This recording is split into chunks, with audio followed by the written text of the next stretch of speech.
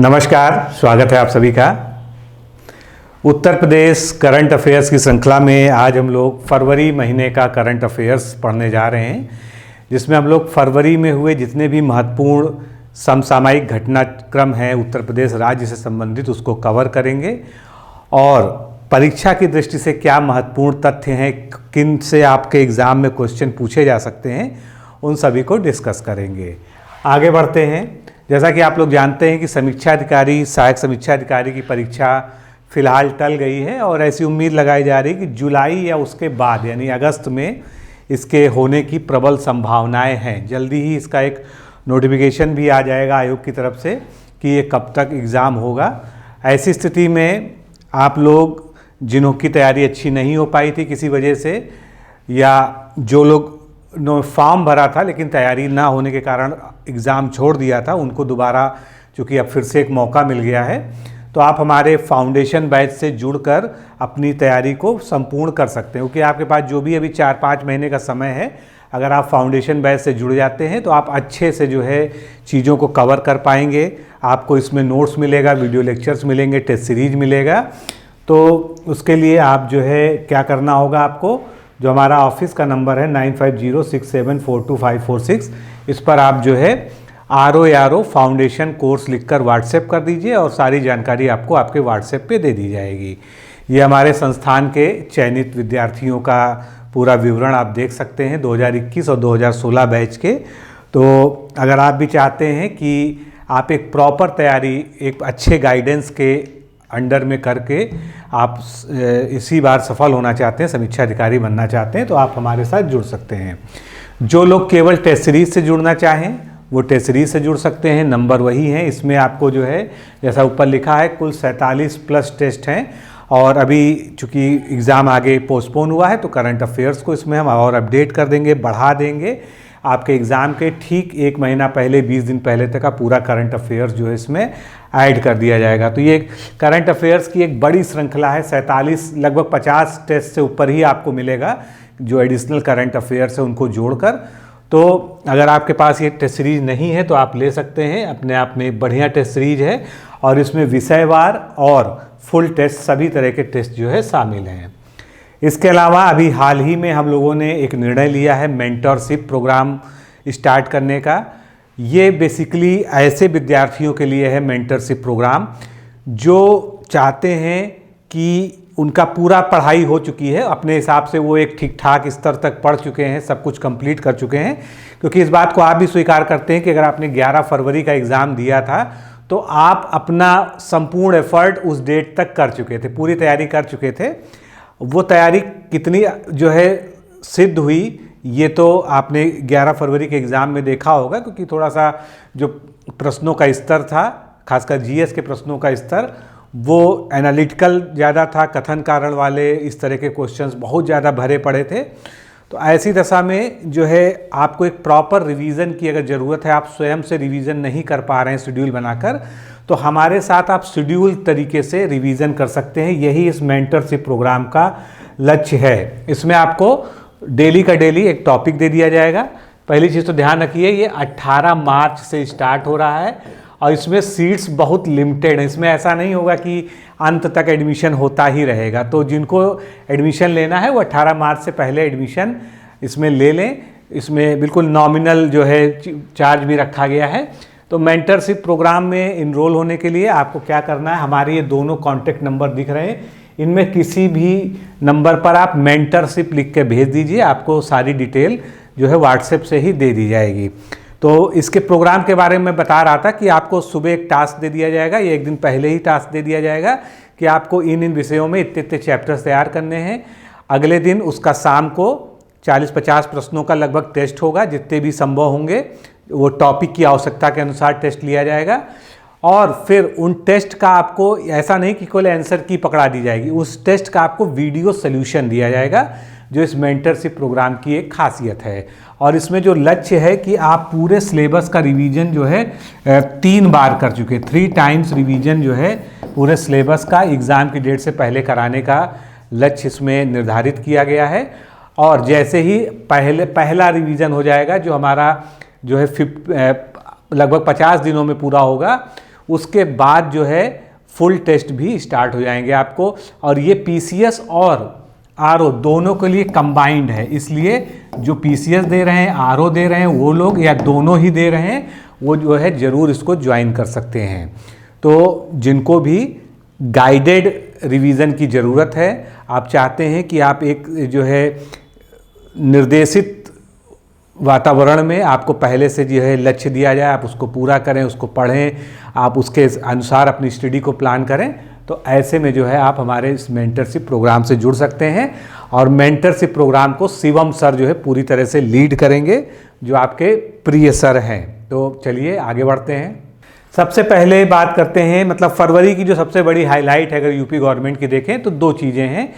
एक तो जो है ग्राउंड ब्रेकिंग सेरेमनी, और दूसरा जो है ग्रीन हाइड्रोजन पॉलिसी जो कैबिनेट द्वारा पास की गई है। तो ग्रीन हाइड्रोजन पॉलिसी की बात करें तो ये पहली चीज़ जो है, जो पहला फैक्ट आपको याद रखना है कि ये 5 वर्षीय पॉलिसी है। इसमें 2028 के लिए जो है लक्ष्य निर्धारित किया गया है, और सब्सिडी कार्यक्रम भी इसमें 50.4 बिलियन रुपए या 608 मिलियन अमेरिकी डॉलर जो है इसका सब्सिडी कार्यक्रम का लक्ष्य निर्धारित किया गया है कि इतनी सब्सिडी जो है ग्रीन हाइड्रोजन पॉलिसी के अंतर्गत जो है परियोजनाओं को दी जाएगी। दूसरा बड़ा लक्ष्य ये है कि 2028 तक यानी आने वाले 4 सालों में सालाना 40 लाख मीट्रिक ग्रीन हाइड्रोजन पैदा करने का लक्ष्य रखा गया है, जो कि एक बड़ा टास्क है। और इससे जो है लगभग 1.20 लाख लोगों को रोजगार मिलेगा। इसकी जो नोडल एजेंसी होगी उसका नाम यूपी नेडा है। ग्रीन हाइड्रोजन पॉलिसी की अवधि 5 वर्ष है, जैसा हमने शुरुआत में ही किया है डिस्कस। और इस दौरान जितने भी उद्योग लगेंगे, जितने भी प्रोजेक्ट लगेंगे यूपी में, उनको 20 से 30% जो है पूंजीगत खर्च जो है, जो उनका कैपिटल एक्सपेंडिचर होगा, उस पर सब्सिडी दी जाएगी। सब्सिडी मिलेगी तभी यहाँ पर उद्योग धंधे जो है प्रोत्साहित होकर आएंगे। अब आगे बढ़ते हैं। अनपरा आप लोग जो है जानते हैं कि अनपरा में जो है विद्युत उत्पादन इकाइयाँ पहले से भी लगी हुई हैं। ये कहाँ पर है? सोनभद्र में है, ये भी आपको पता होना चाहिए। इसमें एनटीपीसी की जो है मदद से 800 मेगावाट की 2 विद्युत उत्पादन इकाइयाँ लगाई जाएंगी, जो नया टारगेट है। इससे घरेलू बिजली उत्पादन बढ़ने से उपभोक्ताओं को सस्ती दर पर बिजली मिल सकेगी। इसके बाद बात करते हैं जीबीसी 4.0, जो मैंने आपसे कहा ना कि जो है सबसे बड़ी हाईलाइट जो है फरवरी में अगर देखा जाए तो 19 फरवरी को ग्राउंड ब्रेकिंग सेरेमनी हुई थी उत्तर प्रदेश में। और ये जो है क्या होती है, इसमें जितने भी बड़े बड़े इन्वेस्टर्स हैं उनको यूपी में बुलाया जाता है, और उत्तर प्रदेश में निवेश के लिए जो है पूरा एक आकर्षक माहौल बनाया जाता है। तो माननीय प्रधानमंत्री जी द्वारा 19 फरवरी को इसका उद्घाटन किया गया था यहाँ पर लखनऊ में ही। और इसके बाद जो है इसमें 10 लाख करोड़ के 14,000 से अधिक निवेश प्रस्तावों पर जो है का शुभारंभ किया गया। तो आपसे अगर मोटा मोटा फिगर पूछा जाता है कितने लाख करोड़ रुपए के प्रस्ताव प्राप्त हुए हैं या निवेश के जो है प्रस्ताव प्राप्त हुए हैं, तो 10 लाख करोड़ रुपए के 14,000 से अधिक निवेश प्रस्तावों का जो है शुभारंभ हुआ। इसमें आगे बढ़ते हैं। कानपुर में ऑर्डिनेंस फैक्ट्री पहले से ही है, आप सभी लोग जानते भी होंगे। अब यहाँ पर जो है कानपुर के ही प्लांट में सेना का गोला बारूद बनाया जाएगा, और इसके लिए जो है Adani defence system and technology limited ने जो है गोला बारूद एवं मिसाइल उत्पादन प्लांट का उद्घाटन जो है किया गया। किसके द्वारा? माननीय मुख्यमंत्री योगी आदित्यनाथ के द्वारा किया गया। यहाँ पर राइफल, लाइट मशीन गन और AK-47 और कार्बाइन की गोलियाँ बनेंगी। उसके बाद अगला चरण भी तय कर लिया गया है, जो अभी उत्पादन भले नहीं शुरू हुआ है। फिर यहाँ पर आर्टिलरी गन बनेंगे, गोला बारूद बनेंगी, तोपें बनेंगी, हैंड ग्रेनेड बनेगा। तो ये पूरा जो है एक डिफेंस का जो है जितना भी सामान है यहाँ पर बनेगा। इसके बाद उत्तर प्रदेश एक ऐसा राज्य बन गया है जिसमें हर ब्लॉक में खेलो उत्तर प्रदेश सेंटर बनाए जा रहे हैं, जिसको खेलो यूपी सेंटर जो है शॉर्ट में बोलते हैं। तो प्रदेश ने खेलो इंडिया सेंटर की तर्ज पर खेलो यूपी सेंटर की स्थापना हर ब्लॉक में करने का निर्णय लिया है। आगे बढ़ते हैं। अभी जो है लोकायुक्त जो कानून है उसमें एक संशोधन किया गया है। तो लोकायुक्त और उप लोकायुक्त जो होते हैं उनका 5 साल तक कार्यकाल जो है रहेगा, ये जो है निर्णय लिया गया है, और ये कैबिनेट के द्वारा इसको पास किया गया है। जो अभी मौजूदा कानून है उसको हम क्या कहते हैं, उत्तर प्रदेश लोकायुक्त एवं उप लोकायुक्त अधिनियम 1975। तो ये 1975 ध्यान रखिएगा, कभी कभी जो है इस तरह के भी प्रश्न पूछ आ जाते हैं कि ये एक्ट या ये अधिनियम कब पारित हुआ था, कब जो है ये जो है लागू हुआ था। तो इसके तहत लोकायुक्त और उप लोकायुक्त का कार्यकाल 5 वर्ष अथवा 70 वर्ष की उम्र जो पहले हो उसका प्राविधान अब किया गया है। इस अधिनियम में निर्धारित 5 वर्ष के कार्यकाल को 6 जुलाई 2012 को संशोधित करके 8 वर्ष किया गया था, तो उसको जो है एक तरह से अब कम कर दिया है। अभी हाल ही में लखनऊ में उत्तर प्रदेश पुलिस मीट का आयोजन किया गया और ये अपनी श्रृंखला में 67वीं Akhil Bharatiya police duty meet थी। चूँकि ये नेशनल लेवल की जो है पुलिस ड्यूटी मीट होती है इसलिए महत्वपूर्ण है। मीट में 20 प्रदेशों की पुलिस टीमें, 9 अर्धसैनिक बल व 133 श्वान दस्तों ने हिस्सा लिया। और पुलिस मीट की शुरुआत कब हुई थी? 1953 में हुई थी। कभी इस तरह का भी प्रश्न आपसे पूछा जा सकता है। हाल ही में प्रधानमंत्री ने संत गुरु रविदास जी की एक बड़ी प्रतिमा का अनावरण किया है और ये कहाँ पर स्थापित की गई है, सबसे ज़्यादा महत्वपूर्ण ये है कि आपको जगह पता होनी चाहिए। तो प्रधानमंत्री नरेंद्र मोदी जी ने संत रविदास की 647वीं जयंती पर सीर गोवर्धन कहाँ पर है, जिनको नहीं पता है ज़रूर याद रख लीजिएगा, ये वाराणसी में है और उनकी 25 फीट ऊंची कांस्य प्रतिमा का अनावरण किया है। गुरु रविदास जयंती माघ माह की पूर्णिमा तिथि यानी 24 फरवरी 2024 को मनाई जाती है। अब संत रविदास के बारे में आप लोग बहुत कुछ जानते होंगे, लेकिन सबसे ज़रूरी यह है कि उनका जन्म हुआ था सीर गोवर्धनपुर में, जहाँ पर उनकी ये प्रतिमा जो है लगाई गई है, यानी कि उत्तर प्रदेश के वाराणसी में। आगे बढ़ते हैं। 10 लाख करोड़ का निवेश, ये ग्राउंड ब्रेकिंग सेरेमनी वाला ही जो है उसका थोड़ा सा विस्तार है यहाँ पर। इससे जो है अनुमान लगाया जा रहा है कि 10 लाख करोड़ के निवेश से 33.50 लाख रोजगार के अवसर जो है होंगे। प्रदेश में एक वर्ष में 10 लाख करोड़ रुपए के अनुमानित निवेश वाली 14,000 परियोजनाएं कार्यान्वित की जाएंगी। अब ये परियोजनाएं मतलब ये सारा जो है जो उपक्रम है, जो ये प्रयास किया जा रहा है, ये उत्तर प्रदेश की अर्थव्यवस्था को $1 ट्रिलियन इकोनॉमी बनाने के लक्ष्य के लिए किया जा रहा है। तो जब इन्वेस्टमेंट होगा, जब इकाइयाँ लगेंगी, परियोजनाएं आएंगे उत्तर प्रदेश में, तो निश्चित रूप से उससे रोजगार भी पैदा होगा। तो 33.50 लाख रोजगार के अवसर भी इसमें प्राप्त होंगे। एक और चीज़ याद रखिएगा, अभी एक अधिवेशन हुआ है यूपी में, तो इसका अधिवेशन क्या है? CII का वार्षिक अधिवेशन। तो CII के वार्षिक अधिवेशन के मौके में उत्तर प्रदेश $1 ट्रिलियन अर्थव्यवस्था इन मेकिंग, ये क्या है इसका? ये इसका थीम है। हालांकि थीम वगैरह जरूरी नहीं कि पूछा जाए, लेकिन इसको थोड़ा सा ध्यान रखिएगा। इसकी थीम क्या थी? CII के वार्षिक अधिवेशन की उत्तर प्रदेश $1 ट्रिलियन अर्थव्यवस्था इन मेकिंग। इसमें जो उत्तर प्रदेश के औद्योगिक विकास मंत्री हैं उनका नाम है नंद गोपाल गुप्ता नंदी। इन्होंने कहा कि यूपी में विभिन्न परियोजनाओं में हो रहे 10 लाख करोड़ रुपए के निवेश में सबसे ज़्यादा कहाँ पर हुए? में अधिकतम 52% जो है पश्चिमांचल में हुए, या पश्चिमी उत्तर प्रदेश कह सकते हैं। पूर्वांचल में 29%, मध्यांचल में 14% व बुंदेलखंड में 5% निवेश आया है। नेक्स्ट आगे बढ़ते हैं।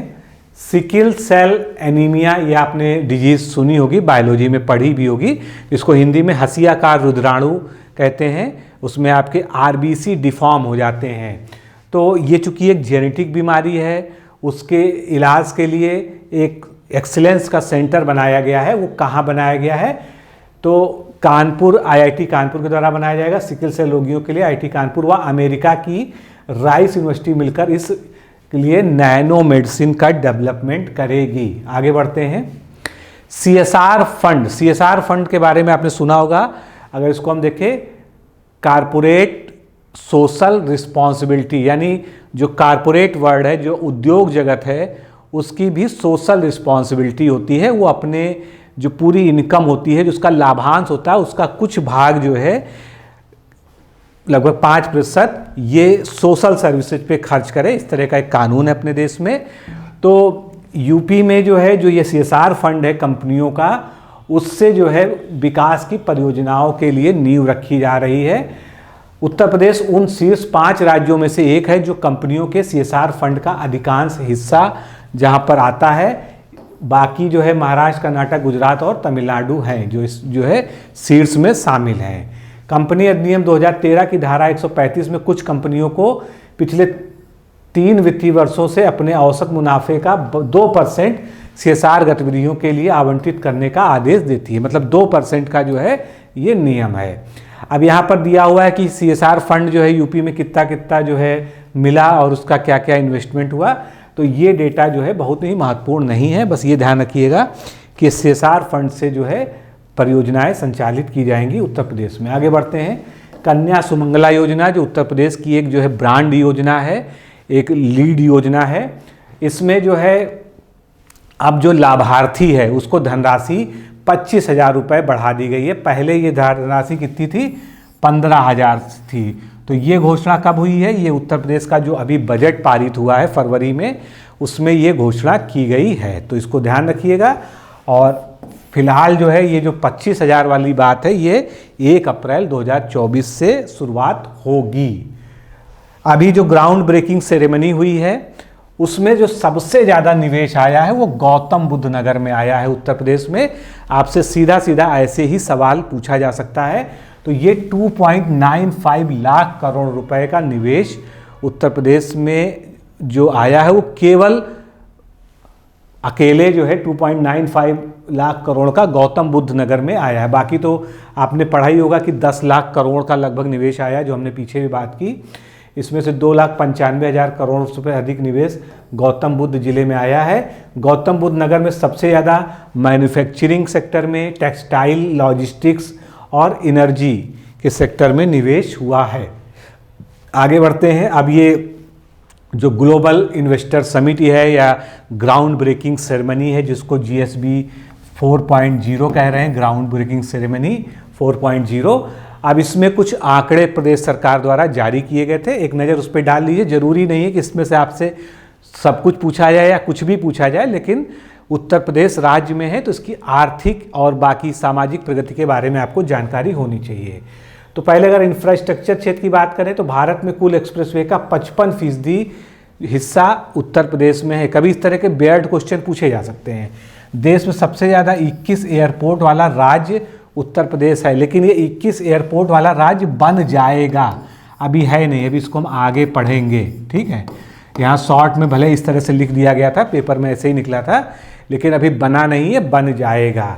देश में सबसे ज़्यादा 5 इंटरनेशनल एयरपोर्ट वाला राज्य है। देश का पहला रैपिड रेल ट्रांजिट सिस्टम वाला राज्य है।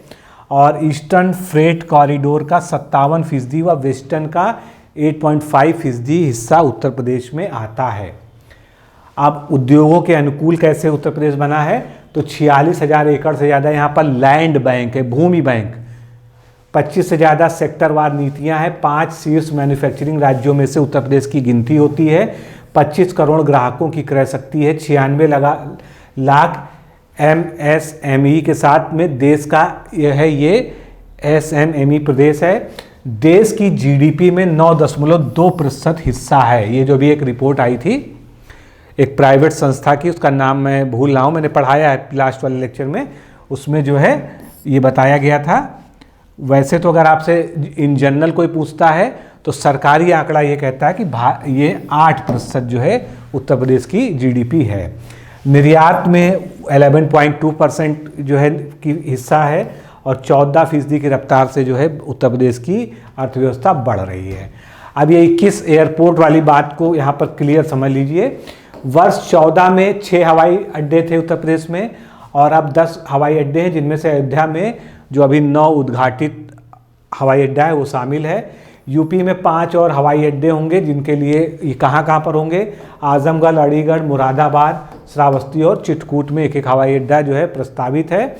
और राज्य का जो बजट है 24-25 का, उसमें उत्तर प्रदेश ने गौतम बुद्ध नगर जिले के जेवर में जो आगामी यानी जो निर्माणाधीन है इंटरनेशनल एयरपोर्ट जेवर अंतर्राष्ट्रीय हवाई अड्डा, उसके लिए 1150 करोड़ रुपए का आवंटन किया था। आगे बढ़ते हैं। बनारस में एक रीजनल डेवलपमेंट प्लांट जो है बनाया जाएगा।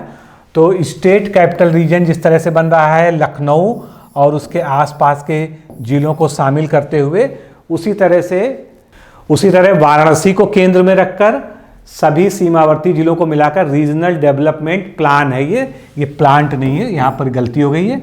तो ये रीजनल डेवलपमेंट प्लान तैयार किया गया है। आगे बढ़ेंगे।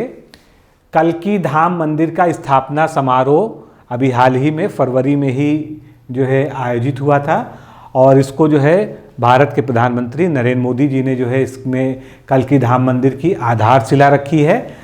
जो आपसे प्रश्न पूछा जाएगा, आपसे ये नहीं पूछा जाएगा किसने उद्घाटन किया, किसने आधारशिला रखी, इस तरह के क्वेश्चन शायद ही आए। आपसे प्रश्न पूछा जाएगा कि ये कल्की धाम जो मंदिर है ये कहाँ पर बन रहा है, कहाँ पर है ये संभल जिले में है। इसको आपको अच्छे से ध्यान रखना है। और ये कल्की अवतार को यानी भगवान विष्णु के कल्की अवतार को जो है समर्पित है और ऐसा माना जाता है, जो हमारे शास्त्र कहते हैं कि अभी कल्की अवतार नहीं हुआ है। पौराणिक कथाओं के अनुसार ये भगवान विष्णु का 10वां और अंतिम अवतार होगा और ये विश्व का सबसे विशिष्ट मंदिर माना जाता है, क्योंकि ये पहला ऐसा मंदिर है जहाँ पर अवतार के पूर्व ही उस भगवान का मंदिर स्थापित कर दिया गया है। मंदिर के भीतर 10 गर्भगृह में भगवान विष्णु के 10 अवतारों के प्रतीक उपलब्ध हैं। आगे बढ़ते हैं। अभी एक रिपोर्ट आई है मिनिस्ट्री ऑफ कॉरपोरेट अफेयर्स की, तो उन्होंने बताया है कि उत्तर प्रदेश नई सक्रिय कंपनियों की उच्चतम विकास दर के साथ अग्रणी राज्य है और वर्ष 16 में और वर्ष 20 तक योगों की संख्या में 1.4 की वार्षिक दर से वृद्धि हुई है।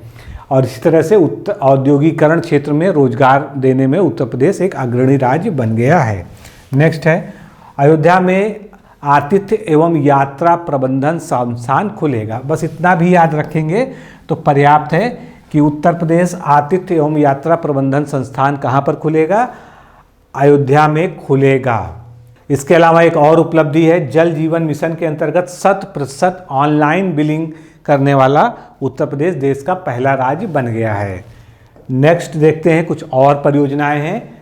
झांसी में LBS कोच बनेंगे जो रेलवे के कोच होते हैं और चित्रकूट में फूड प्रोसेसिंग प्लांट की स्थापना की जाएगी। तो झांसी में रेल विकास निगम लिमिटेड 2840 करोड़ की लागत से LPS कोच व ट्रैक वर्क्स की स्थापना करेगा और चित्रकूट के बारगढ़ में वरुण बेवरेज लिमिटेड 1252 रुपये में फूड प्रोसेसिंग इकाई की स्थापना करेगी।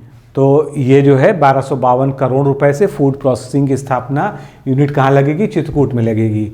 नेक्स्ट है, गाजियाबाद में औद्योगिक पार्क की स्थापना की बात कर लें तो प्रदेश सरकार 6000 करोड़ रुपए में स्वदेशी इंडस्ट्रियल पार्क प्राइवेट लिमिटेड औद्योगिक पार्क की स्थापना गाजियाबाद में करेगी। इससे 5000 रोजगार के अवसर सृजित होंगे। आगे बढ़ते हैं। उत्तर प्रदेश के नाम एक और उपलब्धि दर्ज हो गई है। 5 करोड़ आयुष्मान कार्ड बनाने वाला उत्तर प्रदेश पहला राज्य बन गया है पूरे देश में। और आयुष्मान भारत योजना लागू होने के बाद प्रदेश में फरवरी तक, जो अभी फरवरी बीती है, 5,17,920 आयुष्मान कार्ड बनाए जा चुके हैं। ये रियल डेटा याद रखने की ज़रूरत नहीं है, बस इतना ध्यान रखिए कि 5 करोड़ आयुष्मान कार्ड बनाने वाला पहला राज्य ये बन गया है। आगे बढ़ते हैं। उत्तर प्रदेश में जो है 2017 और 2019 से 23 के में 4 गुना FDI प्राप्त हुआ है। तो अगर देखेंगे तो करंट डेटा पर हमको ज़्यादा फोकस करना चाहिए। यहाँ पर एक तुलना बताई गई है कि 2017 तक जो FDI था और 2019 से 23 की अवधि में जो FDI है ये 4 गुना बढ़ गया है। बस इतना ही जो है यहाँ पर्याप्त है। आगे बढ़ते हैं। ODOP जिस तरह से उत्तर प्रदेश की एक फ्लैगशिप योजना है, 1 डिस्ट्रिक्ट 1 प्रोडक्ट यानी एक जनपद एक उत्पाद योजना, उसी तरह से एक विधानसभा क्षेत्र एक पर्यटन स्थल, यानी हर विधानसभा क्षेत्र में एक पर्यटन स्थल ऐसा होगा जिसको जो है मतलब वहाँ का लीडिंग पर्यटन स्थल घोषित किया जाएगा और उसका जो है पर्यटन की दृष्टि से सर्वांगीण विकास किया जाएगा। तो सभी 403 विधानसभा क्षेत्रों में एक एक धार्मिक पर्यटन स्थल का चयन कर लिया गया है। सरयू में वाटर मेट्रो, सरयू नदी में वाटर मेट्रो अभी चलाया गया है जल पर्यटन को बढ़ावा देने के लिए। ये जो है अयोध्या के संत तुलसी घाट से गुजार घाट तक जो है मेट्रो का संचालन हो रहा है। आगे बढ़ते हैं। उत्तर प्रदेश में सोलर सिटीज़ परियोजना पर भी बहुत तेज़ी से काम चल रहा है। तो उत्तर प्रदेश सरकार ने भी हाल ही में कुछ घोषणाएं की हैं। 17 प्रमुख शहरों को जो है सौर शहरों के रूप में विकसित करने की योजना का शुभारंभ किया गया है और अयोध्या और वाराणसी इसमें शामिल है। उत्तर प्रदेश सरकार अयोध्या को राज्य की पहली सोलर सिटी के रूप में स्थापित करने का प्रयास कर रही है। अभी हाल ही में जो अयोध्या में कार्यक्रम हुए हैं, जो लोग वहाँ गए होंगे या जिनको जानकारी होगी, अयोध्या में लगभग सारी स्ट्रीट लाइट सोलर कर दी गई। बाकी वहाँ बहुत हर क्षेत्र में सोलर रूफटॉप ये सब का जो है बहुत ज़्यादा प्रयोग किया जा रहा है। इसी तरह से वाराणसी में बड़े पैमाने पर सौर संयंत्र के उद्घाटन की तैयारी चल रही है, जिससे सौर ऊर्जा क्षेत्र में उत्तर प्रदेश की अग्रणी स्थिति और मजबूत होगी। अयोध्या में पहले से ही 14 मेगावाट सौर ऊर्जा इकाई का उत्पादन किया जा रहा है, जबकि अतिरिक्त 40 मेगावाट क्षमता पहले से ही स्थापित की जाएगी, जिनमें उत्पादन शुरू होने वाला है। आगे बढ़ेंगे। अन्नपूर्णा भवन, आपसे सीधे पूछा जाएगा कि अन्नपूर्णा भवन जो है किस राज्य की पहल है। तो सभी जिलों में मनरेगा के तहत एक मॉडल राशन की दुकान बनाई जाएगी, राशन शॉप बनाया जाएगा, जिसका नाम बदलकर अब अन्नपूर्णा भवन रखा गया है। प्रत्येक जिले में इस प्रकार के 95 भवनों के निर्माण का लक्ष्य सरकार ने रखा है।